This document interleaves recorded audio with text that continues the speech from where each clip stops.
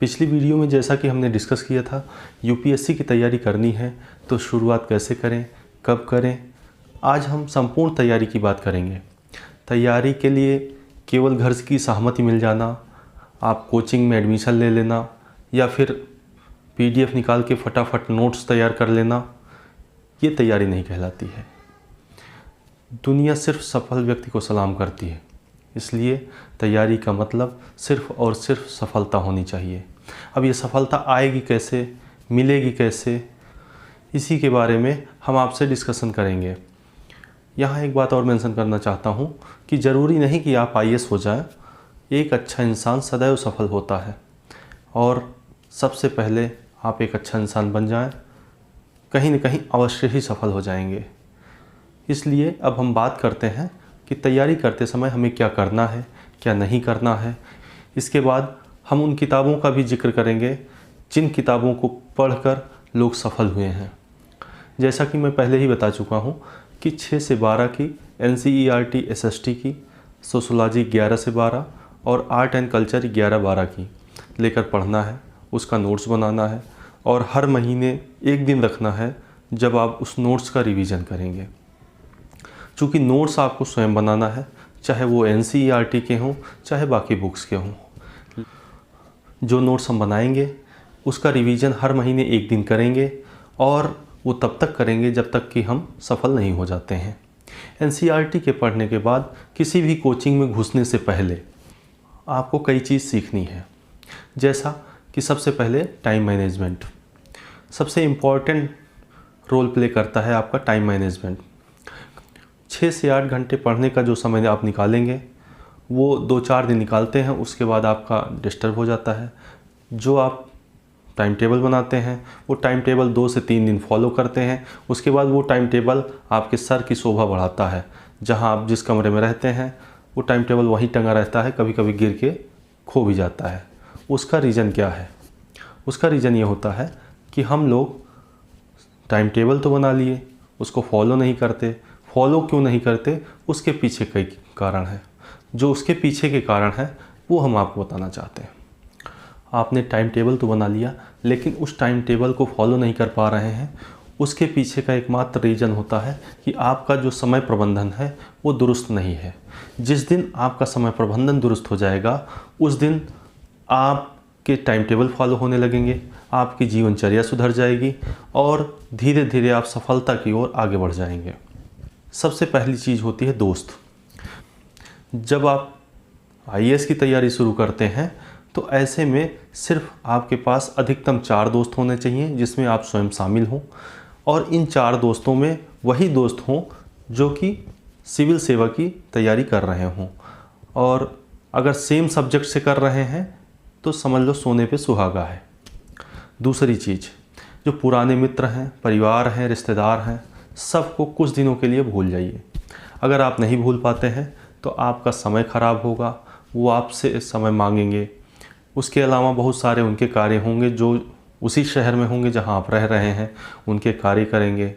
फिर social media पे भी चैटिंग होगी, बहुत सारी चीज़ें जिससे आपका समय ख़राब होगा और आपकी तैयारी बाधित होगी। इसलिए अपने रिश्तेदारों को, परिवार को और सारे मित्रों को भूल जाइए। आप इस तैयारी रूपी यज्ञ में भाग ले रहे हैं, इसलिए मोबाइल नंबर बदल दीजिए। अगर आपके पास कोई महिला मित्र है या लड़कियों के पास कोई बॉयफ्रेंड है तो हमेशा ये ध्यान रहे कि ऐसे मित्र हों जो कि सेम सब्जेक्ट से या सेम विधा में तैयारी कर रहे हों। आप केवल अपना कार्य करें और केवल पढ़ाई का कार्य करें, यहाँ तक कि अपने घर वालों का भी कार्य मना कर दें अगर कोई बहुत इमरजेंसी नहीं है तो। सोशल मीडिया का उपयोग एकदम से बंद कर दें। सिर्फ़ और सिर्फ यूपीएससी से रिलेटेड या फिर मोटिवेशनल से रिलेटेड, या जब आप फ्री होते हैं, माइंड ऊब जाता है, पढ़ाई से ऊब जाते हैं, तो ऐसे समय में मोटिवेशनल चीज़ें जो है देखें, सुने। इवन अपनी तैयारी से रिलेटेड ही चीज़ें देखें और शेयर करें। मार्केट में जाकर बकैती बिल्कुल ना करें। अगर आप जाकर मार्केट में चाय पीने गए और 1 घंटा लगाए, सब्जी खरीदने गए 1.5 घंटा लगाए, इस तरह के कार्य करेंगे तो आपको आनंद आने लगेगा और उसी में आप रम जाएंगे और धीरे धीरे आपका समय प्रबंधन खराब हो जाएगा। आपकी जो पढ़ाई का शेड्यूल है वो खराब होगा, आप अपने एम से भटक जाएंगे। सबसे इम्पॉर्टेंट चीज़ ये है कि आप जिस चीज़ की तैयारी कर रहे हों, आपके सलाहकार या आपके इष्ट मित्र जिनसे आप सलाह लेते हैं, जिनकी बात मानते हैं, वो सेम फील्ड से हों। कहीं कहीं ये होता है कि आपके बड़े रिश्तेदार वो आपके करियर में, आपके डिसीजन में दखलंदाजी करते हैं। वो भी कहीं कहीं गलत होता है, क्योंकि उनको भी जानकारी नहीं रहती है। अगर वो उसी फील्ड के जानकार हैं तभी उनकी बात मानें। और यदि आप सिविल सेवा की तैयारी कर रहे हैं तो सबसे इम्पॉर्टेंट चीज़ होती है लिखने का अभ्यास। अगर आप लिखने का अभ्यास कर रहे हैं तभी आप सिविल सेवा की तैयारी अच्छे ढंग से कर सकते हैं। यदि आप केवल पढ़कर सोच रहे हैं कि हम मेंस लिख देंगे तो ऐसा नहीं होता है। अच्छी शैली में लिखना केवल और केवल अभ्यास पर डिपेंड करेगा। आप जितना अभ्यास करेंगे उतना ही अच्छा आप लिखेंगे, उतनी गलतियां कम होंगी, उतना ही आपकी शैली का विकास होगा। इसलिए सबसे ज़्यादा आप अपने उत्तर को लिखने का प्रयास करें, नोट्स बनाने का प्रयास करें। यहाँ तक कि जब भी आप पढ़ाई भी कर रहे हैं तो उसको भी पढ़ने के बाद लिखने का प्रयास करें।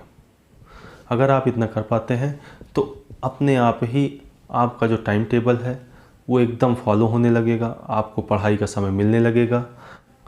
और इस मार्केट में जो कूड़ा भरा हुआ है उसमें से अपनी खाद निकालने का प्रयास कर पाएंगे, और फिर ऐसे में वो खाद आप निकालेंगे जिससे आपका विकास हो जाएगा। अब हम आपको उसी खाद की पहचान कराने जा रहे हैं जिस खाद रूपी किताब से आपको आगे की तैयारी करनी है, आपको आईएएस बनना है। ये किताबें सिर्फ जीएस पर्पज़ से बताने जा रहा हूँ। ऑप्शनल की किताबें अलग होती हैं। जब आप जो सब्जेक्ट चूज़ करते हैं उनकी किताबें अलग होती हैं, उनके लिए हम एक अलग से वीडियो बनाएंगे। जीएस के पर्पज़ से जो किताबें सबसे इम्पॉर्टेंट हैं उसमें से सबसे पहले मैं इतिहास की बात करूँगा तो प्राचीन इतिहास में ऑक्सफोर्ड की रामशरण शर्मा की किताब आती है, हिंदी इंग्लिश दोनों में उपलब्ध है। उसके अलावा मध्यकालीन भारत की सतीश चंद्रा, आधुनिक के लिए स्पेक्ट्रम की किताबें बहुत अच्छी हैं। इनके अलावा विश्व इतिहास की बात करें तो ओरियन ब्लैक स्वान की अर्जुन देव की किताब आती है, उसको आप पढ़ सकते हैं। भूगोल की बात करते हैं तो भारत एवं विश्व का भूगोल माजिद हुसैन का बहुत अच्छा भूगोल माना जाता है। इसके साथ में अगर आप इंग्लिश मीडियम के हैं तो फिजिकल ज्योग्राफी आती है जी.सी. लियोंग की, और अगर आप हिंदी माध्यम के छात्र हैं तो सविंदर सिंह की आती है भौतिक भूगोल का स्वरूप। ये किताब ले सकते हैं। भारतीय संविधान और राज्य व्यवस्था की बात करें तो भारतीय संविधान के लिए सुभाष कश्यप और डी.डी. बसु की किताबें अच्छी हैं। उसके साथ साथ राज्य व्यवस्था की बात करें तो लक्ष्मीकांत जरूर पढ़ लें। अर्थव्यवस्था में नितिन सिंघानिया या रमेश सिंह को पढ़ा जा सकता है। अगर आप इकोनॉमिक्स के छात्र रहे हैं तो एस.एन. लाल की भी किताबें पढ़ सकते हैं। दर्पण का अर्थव्यवस्था का अतिरिक्तांक समय समय पर आता रहता है, उसको ज़रूर ले लिया करें। आर्ट एंड कल्चर की बात करें तो नितिन सिंघानिया की किताब काफ़ी अच्छी है। उसके साथ दृष्टि की क्विक बुक आती है आर्ट एंड कल्चर की, उसको भी पढ़ सकते हैं। आर्ट एंड कल्चर के लिए कक्षा 11 और 12 की एनसीईआरटी भी श्रेयस्कर रहेगा। इन किताबों के साथ एनसीईआरटी ज़रूर पढ़ लें। विज्ञान के लिए हिंदी में परीक्षा वाणी की किताबें अच्छी हैं, और अंग्रेजी के लिए आप लूसेंट या दृष्टि की किताब पढ़ सकते हैं। आंतरिक सुरक्षा में अशोक कुमार की आती है। आंतरिक सुरक्षा के लिए अशोक कुमार की किताब काफ़ी उपयुक्त रहती है। साइंस और टेक्नोलॉजी की बात करें तो पी.एल. अग्रहरी की आती है, टाटा मैकग्रा-हिल प्रकाशन की है, उसको आप लेके पढ़ सकते हैं। निबंध की बात करते हैं तो दृष्टि का निबंध काफ़ी अच्छा है, उसको आप पढ़ सकते हैं।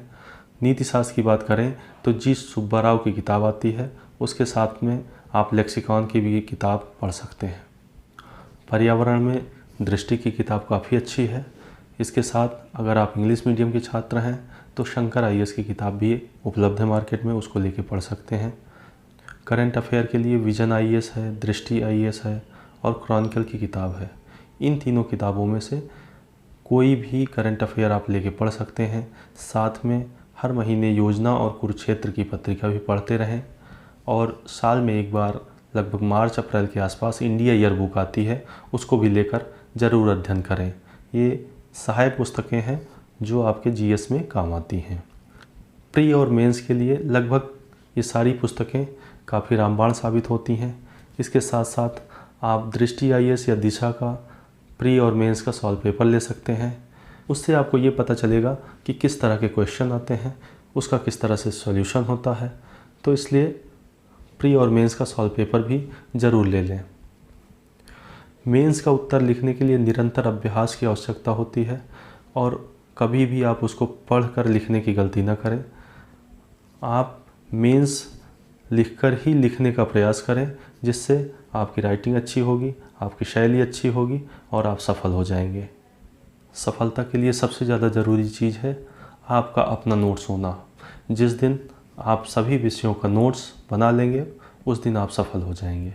इसलिए आप पढ़ने के साथ साथ लिखने का प्रयास करें, अपना नोट्स बनाएं और जहाँ पर भी कोई समस्या होती है आप कमेंट के माध्यम से, हमारे व्हाट्सएप नंबर के माध्यम से हमसे संपर्क करेंगे। जितना अच्छा प्रयास मुझसे बन सकेगा, जितना अच्छा हो सकेगा, मैं आपको सलाह देने का प्रयास करूँगा।